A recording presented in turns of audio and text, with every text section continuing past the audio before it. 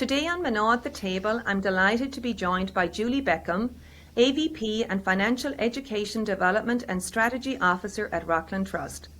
In her role as Financial Education Officer, Julie designs and delivers engaging financial educational programs to support people through every stage of life. She also has a new podcast coming soon, Behind the Curtain, Money Made Simple. And today we'll be diving into the topic of women and financial literacy. Welcome, Julie. Thank you so much. Thanks for having me. Oh, we're thrilled, and thank you to the fabulous Emma for making the connection. Of course. Thank you, Emma. So, Julie, I thought before we talk about women and their money that we'd hear, a little bit about you and what inspired you to focus your career on finance. Sure. I did not intend on focusing my career on finance early on. I actually studied theater. I am a singer, dancer, actor. I lived in New York City and got my BFA in acting as an undergraduate degree. And I was kind of living my dream as a working artist and had tons of other jobs to support my career, basically my career auditioning for my big break kind of thing, and had some successes along the way. And I was actually drawn back to Massachusetts after my niece was born, and she had she had open heart surgery 2 months after she was born, and I just could not consider, living this life in, New York, 4 hours away from her, and I kind of wanted to change up what I was doing, and I dabbled in some theater teaching and owned my own drama studio. Fast forward a few years, I was running a theater company, and the bank next door asked me how I might be creative in bringing financial education to the community. And this was after the 2008 financial crisis, if people remember, and people borrowed more than they were able to pay back, and it was a big national crisis. And so President Obama at the time had called upon all financial institutions to make some movement in the community regarding financial education. So I was asked again, what I might do, given that I was a theater person and creative. And I said I would write a musical about money and perform it in elementary schools. And the bank president said, wow, okay, well, can you put together a proposal? I did. And that was Miss Money in the Coins, which I performed more than 500 times to over 80,000 elementary school students in the greater Boston area over a 10-year period. And that was my kickstart. That was my entry into banking, into personal finance. And from there, I have gotten my own self financially educated and am now kind of creating engaging programming, not just for elementary school students, but for people of all ages, so that they might have a healthier relationship with money. Wow, so not the traditional path. Yes, that was a very long sentence to a very simple question, but just to illustrate that it wasn't something that I intentionally went into. But I think, using the skills that I've developed over the years, I've been able to come at it from a different perspective, and so it's a fun way to teach about a subject that can be very overwhelming.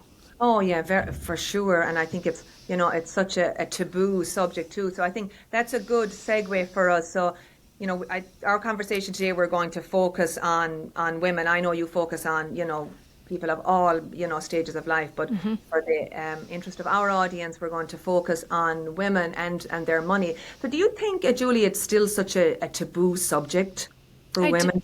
I think for women and for anybody really, I think that culturally we come from all sorts of cultures in this country and have different dynamics in our families, but in general, I think a lot of young girls are told, oh, you don't have to worry about that. Don't think about that. I'll take care of that. Don't stress about that. And so there's this inclination, I think, in our society to have women be taken care of. And though that's lovely, oftentimes that leaves women in a spot where they might not know how to function otherwise. And when it comes to not being able to know how to function with your money, that can be very dangerous. Yeah, and I think too, this thing of women wanting to be taken care of, I think that's a little bit old school. And then you're leaving yourself wide open. You're so vulnerable then if you're in a relationship that is not going well and you don't know how to manage your money. Correct. And that's, true in so many circumstances of all ages. That's true of a young person trying to get out of a relationship, perhaps, that they need to get out of, and not being able to feel financially confident to do that.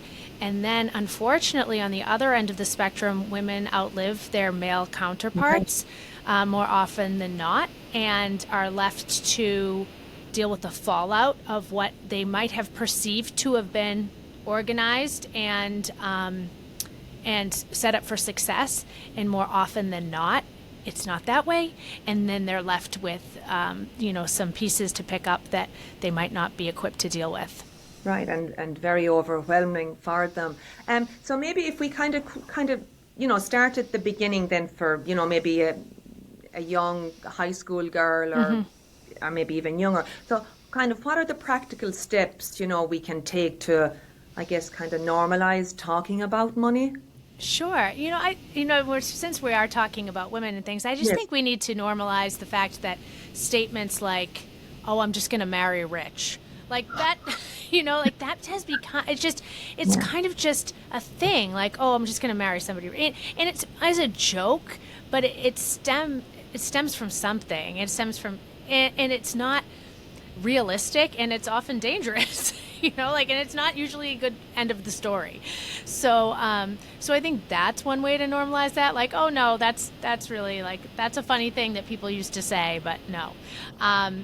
But for teenagers, especially particularly girls, I think starting with making them aware about being intentional about their money and how they spend it, because I think there's so many pressures on young girls to spend their money on and throw it away. And when I say throw it away or wash it away, it's like products, right? This whole trend of middle school or younger than middle school girls going to Sephora. It's like the Sephora kids. And you go into Sephora, if you don't know, is a, kind of a, I don't know, beauty supply place. Is that what you'd call it? It's a store. Yeah, beauty supply. It sounds, yeah. But that's, I don't know where I got that. But anyway, it's a store that sells makeup and hair products and skin cream. And these 10-year-olds have skincare routines, and they're spending hundreds of dollars, and they're, and it's, first of all, why? Secondly, why? Then all the rest of the things is just, this is money that could be spent or saved or invested otherwise. And I think you could really just do a deep dive, like, why are they doing it? What is these pressures? Who are they trying to keep up with? What are the measuring sticks? And I think that is our biggest fault as women. It's like, what measuring sticks are we using to allow ourselves to spend our hard-earned money? Because I know that I don't want to spend all of that. If I was 10 years old in Sephora, I'd probably want to do other things. But what are the pressures? And those same pressures that are pressuring these 10-year-olds are pressuring the 15-year-olds, the 20-year-olds, the 25-year-olds, the 45-year-olds. It is rampant, and it goes from being a Sephora kid to being a bridesmaid 8 million times to being, having facial surgeries or whatever the latest thing is to stay young as you're getting older.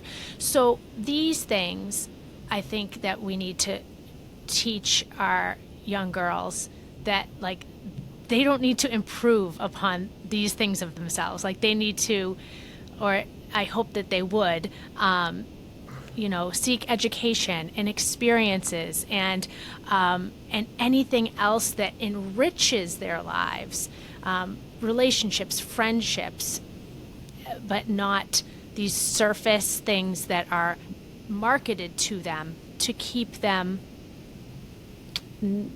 from investing. I mean, you could put a really cynical view on this and say it's keeping them from using their money to do something powerful. So maybe we need some of these influencers to start promoting financial literacy Yes. and for young girls at a young age. You know, I remember I grew up in Ireland, and when a few years ago now, mind you, but when we returned like 7, we got our post office book, and that's around the time you made your Holy Communion, and you put your money you know, in your post office account. Now I know it was a different time. You know, we didn't have Sephora, and there Yeah. wasn't cell phones and all the other outside influences that you have today. Yeah, I mean, and still kids have that. I mean, you can go to a bank, and a lot of Yeah, banks now don't have those passbook savings that you and I had. right. You know, like that's was so exciting. You got to see the few pennies that Yes. added up over the months. But now you Yeah. can see that online. The kids can see it on their phones or their parents' phone or their tablet, and it's still exciting. And then there are all these kinds of games and things that you can, your parent can Venmo you your allowance, and you can, see how that adds up. Or, there's all sorts of budgeting apps, and again, like Miss Money's Classroom, which is something that I do for the bank, where you can sing and dance about money and saving and sharing and spending.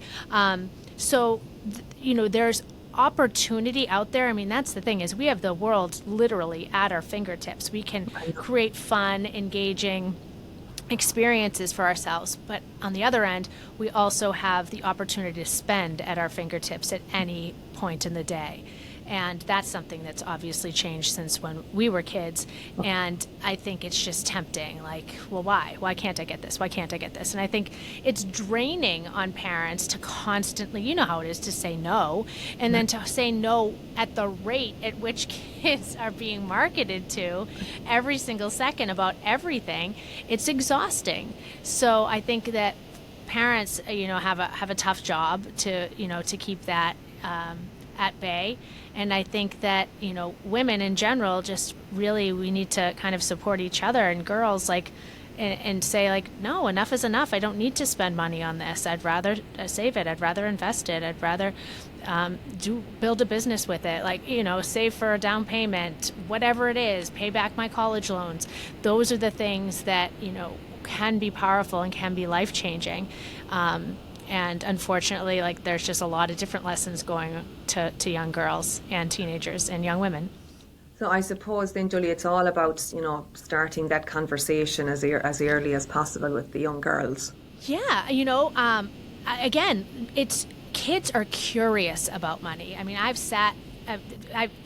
have performed in front of 80,000 kids, in total. But as they sit crisscross applesauce in front of me, they lean in to learn about money, because it is a topic that their families are talking about all the time. And they're not just talking about it, they're fighting about it, they're arguing about it, they're whispering about it, which makes it even more intriguing. So kids are just so naturally into that. And so instead of shutting them down and saying, like, Sally, like, don't pay attention to me, or like, you don't need to know about this, or you don't have to worry about this, or your dad will take care of it, or whatever the stock answer is, what if we invite them in? What if we say, you know what, this is why I'm grumpy. I'm grumpy because the electricity bill was $300, and last month it was $200, and that's because everybody in this house is leaving the lights on. You know what I mean? So how about we like shut them down? Those kind of things. And will that cause a bit of stress and anxiety in your family? Maybe. But momentarily, will it teach a lesson about saving energy and saving money, and we need that $100 to do this thing that you want to do, so how about we shut off some lights around here? Like, these are all basic conversations, but because we don't want to stress our kids out, we avoid these things, and then they have no idea why we're walking around mad about this stuff. I know that could be actually a whole conversation in itself, the snow Yeah. plowing and the helicoptering. But no, I agree. Starting the conversation young for sure. So then maybe we've talked a little bit about the young girls and starting the conversation. So maybe now we'll talk about the adults, Yeah, sure. and women, and so many of them, the recent studies show that over 25% of women don't feel financially secure, and then that I think that jumps up to like 77% for women of low income.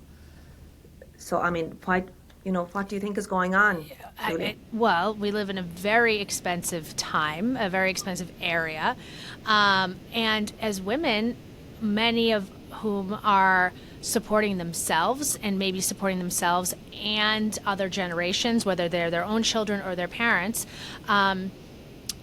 they are living longer, making less. So that is an equation right there. If you're making less throughout your lifetime and you're living longer, you have less money at your disposal.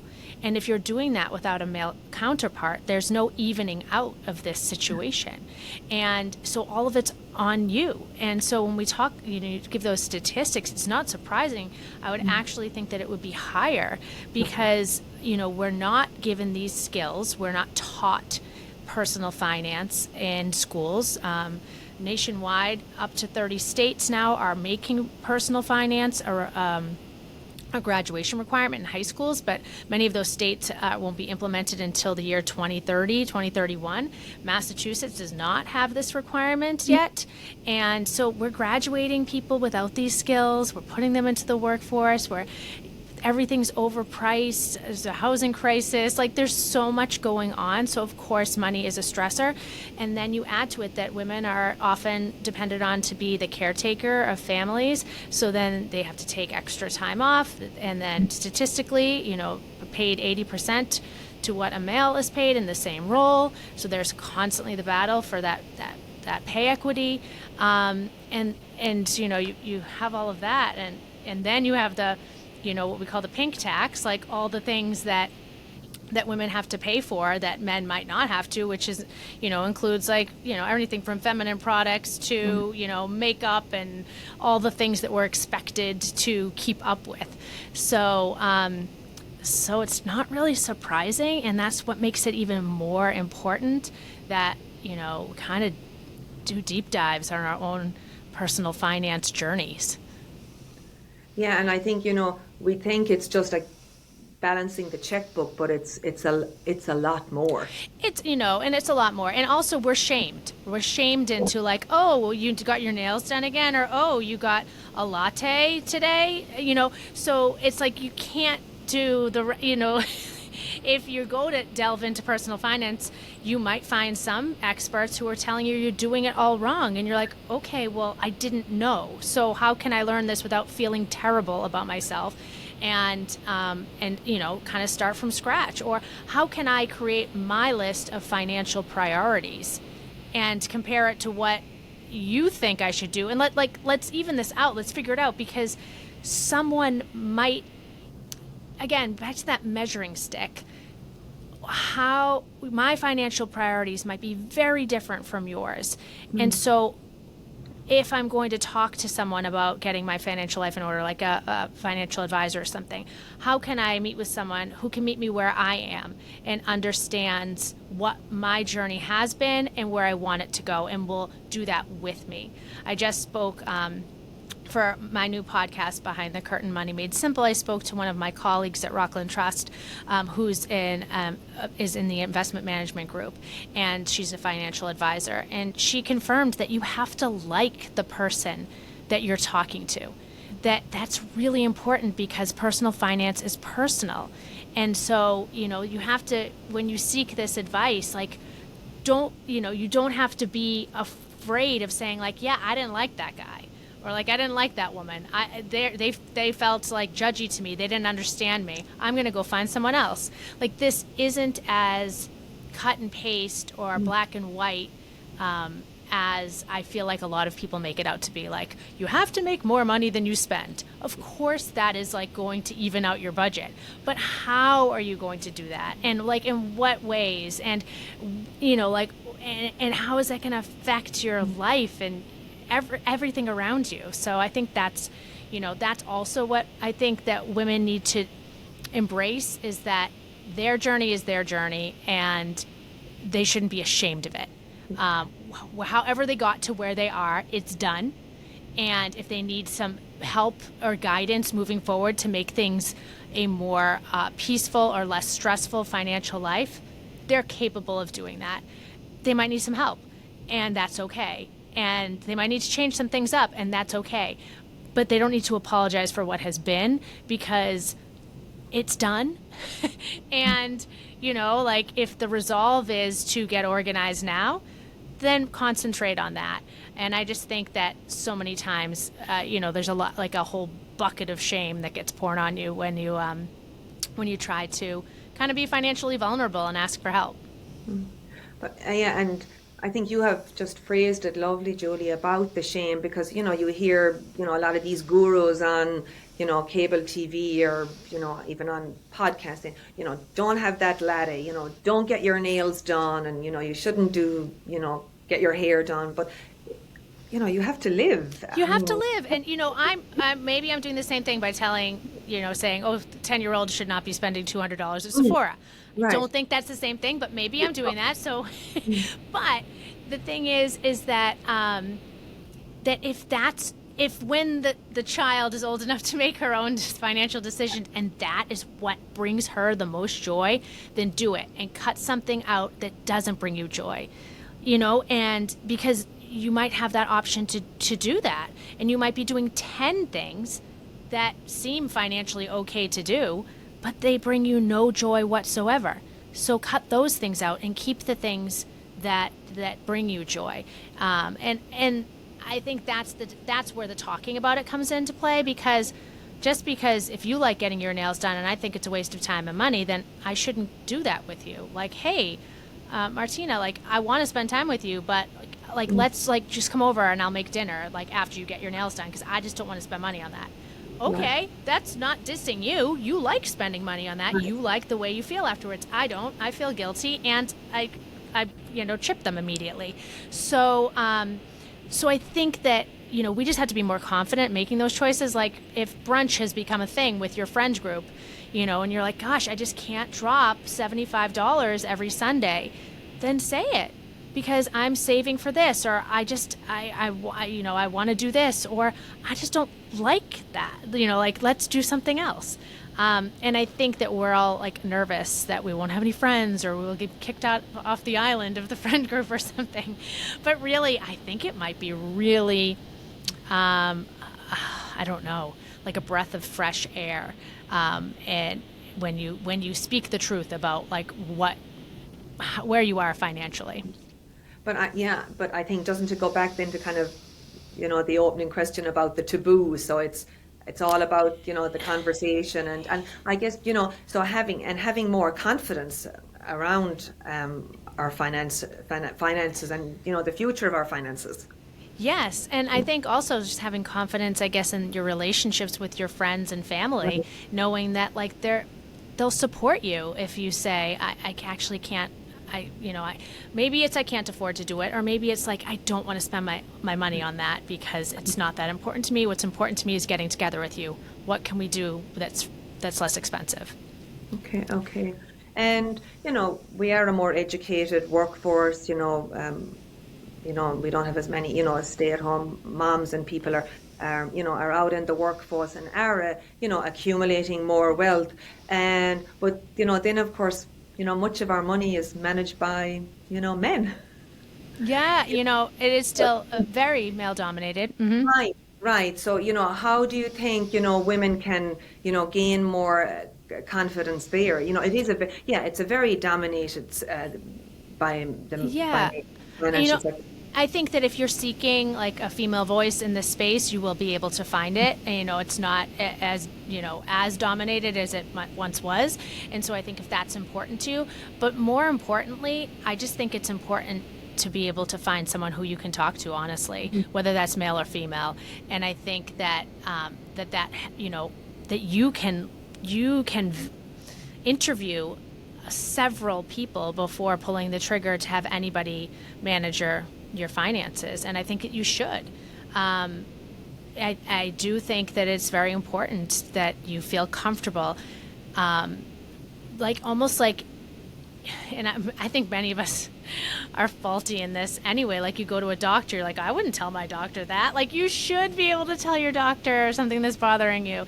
If you can't tell your doctor something that's bothering you, you should probably get a different doctor.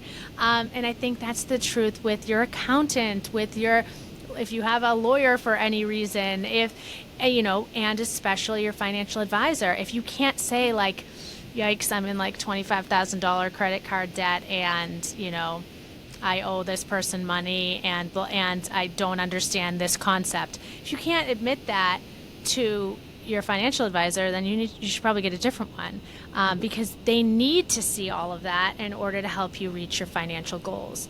And honestly, the people that I've talked to, male or female, are really earnest in that goal. I think that some of the professionals, again, the ones that I work with and others that I've met, they really care about kind of putting all the puzzle pieces of your life together to get you to where you want to be. So I wouldn't be afraid of that either. Of course, in anything you have to, do all your research and all that kind of stuff. But I think that liking somebody and having a rapport with them is very important, more important. And that is not I think that people dismiss that as maybe almost like a female quality, oh, you don't need to like your financial advisor. They just have to be the best at their job. Absolutely not true.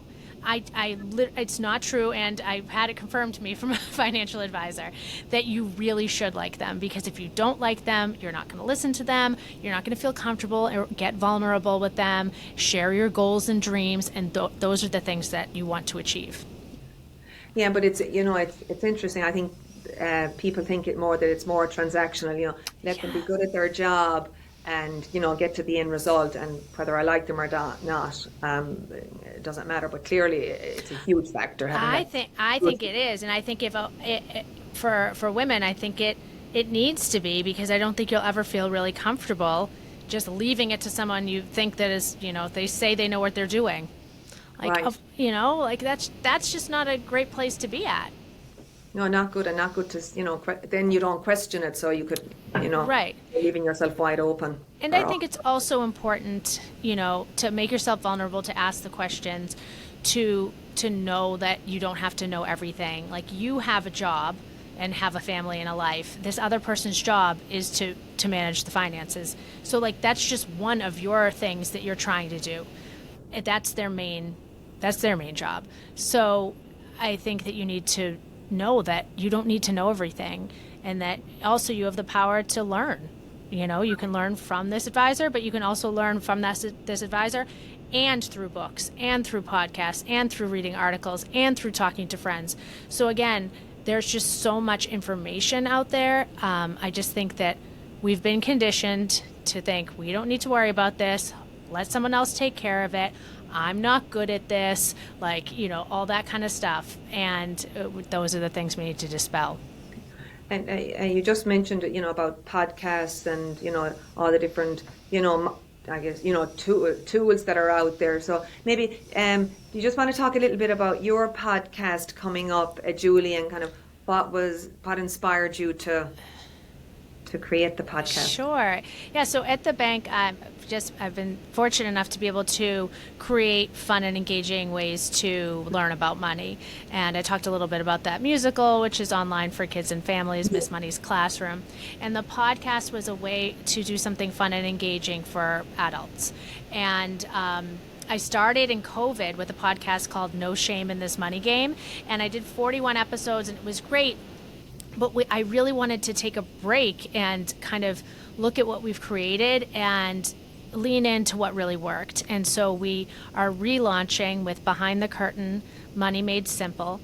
And it really leans into the fact that I do have this theater background of, really, I don't know, being on stage and putting things in the spotlight. And what if we just put our financial lives in the spotlight?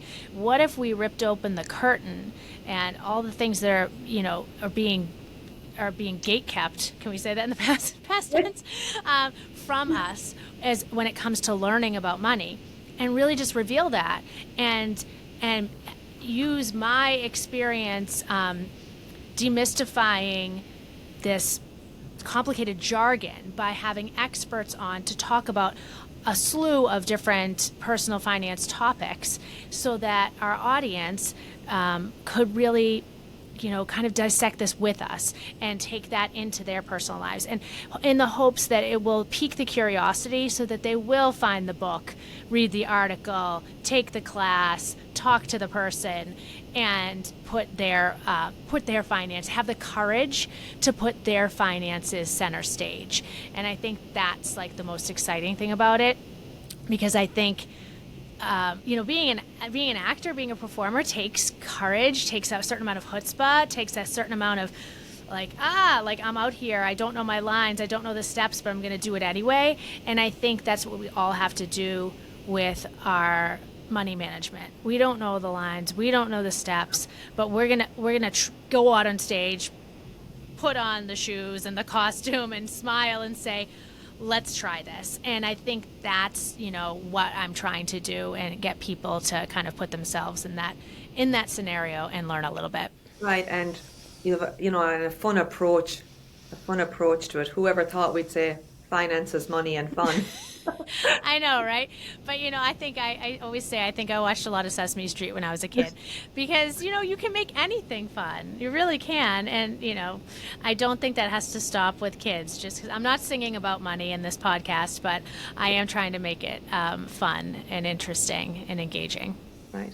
And you talk about ripping back the curtain. If there was, like, I guess, one financial concept that you could rip back the curtain for women, what would it be right now? Oh, there'd be so many. I think one or two. Yeah, I think always having an emergency fund. Okay. Always having that you constantly funding this little account that might be in a passbook savings in a bank that in your hometown or something. It does doesn't have to be connected to anything, but always having that. I think that's really important. I used to play Monopoly with my best friend when I was little, and the winner always was the one who sat on the $500, because you it's not in front of you, you're not spending it. And I think that that we often get ourselves into situations where maybe just a little bit of money might afford us the opportunity to move out, to get a plane ticket, to quit and start another job, and having the financial independence to make that decision in a fund that is just for you, for your eyes only, is really, could be life-saving. Okay. And for someone that's listening to you today, Julie, and they're saying, "Oh my goodness, I don't know where to start," or I haven't the emergency fund. Maybe this is a bit of a loaded question, but yeah, I guess, what is the first step? Yeah, no, I mean, the first step is always, I think, the most important, right? Because it's the hardest to take, and it's the scariest. I would say in that kind of realm of the emergency fund and building off that is to embrace the concept of paying yourself first. And what I mean when I say that is that when you get a paycheck for anything, maybe you're a contractor or a gig employee and you get just checks or direct deposits, or maybe you're on a payroll and you have the option of taking out a percentage or something, but you take out a percentage or an amount, and it does not have to be big, but every time you get paid, you take out a portion automatically that goes to a savings account. Maybe it goes to one or two, and one of them is an emergency and one of them is for something purposeful, but it doesn't matter. It's at least one, and you pay it first. You pay that goes out the door into that savings account before you pay your rent, before you pay your mortgage, before you pay the childcare, before you get the groceries. So you're actually budgeting off of money after you pay yourself. Okay. And if you do that, if you get in that habit of doing that, and admittedly I did not get into this habit until later on in my life, but it's been a game changer, because then you always are accumulating some savings. And that's a great first step. And then you can build off of, part of that goes into investing or 401k after that. But if you start with, a good starting point is to just take $10, $100, $5. It doesn't have to be a lot. It could be in a percentage. It could be a dollar amount. But automatically go into a savings and then budget from there and see if you can live your life off of that after you pay yourself first. I think that's a huge game changer. It's almost like self-care, right, for yourself? Yeah, it's future planning. It's Yes. imagining the possible. It's caring. It is self-care. It's Yeah, caring for your future self, right. because and thinking beyond the moment, which I think is very difficult to do in the society we live in. Yeah, for sure, with the cost of living and everything. And I guess then maybe, Julie, that's, you talk about self-care and planning for your future. We are living longer, so, planning for retirement. Yeah, planning for retirement is huge. And the hard part about it is that, the biggest factor in compound interest, which is how the stock market, operates and how we build wealth and all that kind of stuff, is time. And so, unfortunately, by the time we're like, oh yeah, retirement's important, we're like 50, and it's, only like a decade or two away. Whereas if we actually thought it was important when we were 18, 25, we would be all set, because we would have had enough saved and, and invested and everything. But it's very difficult in this crazy world to believe that, if I was 18, I'd be like, are you joking me right now? Is this world going to even exist? Like, it's very hard to just believe that time will pass and you will need this. But it's imperative, because of so much uncertainty in the way that, will there be enough in Social Security to cover so many expenses as we get older? So that's uncertain, and I think that's always been uncertain, but there's a level of more uncertainty lately, and I think it's also important. Like I said, women tend to live longer, and so we have to plan differently and for a longer term. And we make less and take more time off to care for others. So it's a tricky situation, and that's why I just think it's financial literacy is just so important, because we need it arguably more. Oh no, I agree. And then I think people don't think about the cost of, of home care and nursing homes until you're right in the, in the middle of Right. it. And that's, that could be an entirely other podcast Oh, that yes. it's just that's a really tricky, financially complicated time. And I think that the most we can do is just set ourselves up for as much success as possible by paying ourselves first, by properly, like getting the advice, before we need it, at most times. So, speaking to a financial advisor. And I think that many of us are stuck in this age group where, you're trying to plan for your younger kids while taking care of your aging parents. And that can be a really tricky situation as well. So, so there's a lot. And that's just on top of your everyday life. So Right. this is why, again, it's just important to keep informed and open to getting educated and seeking advice. Right. And and having our schools, you know, be more involved and talk a lot more about Yeah, finance it's for true. I everything. mean, many financial educators like myself and bankers, teachers, parents, students are advocating for personal finance to be a requirement in at least high schools before graduation. So we're working with the State House and certain legislators to advance that. In the meantime, at Rockland Trust, we really do want everyone to have a healthy relationship with money at any age. So that's why I have the job I have to create these programs, to get them out into the community, to invite people into these conversations, and it's so important. No, I agree.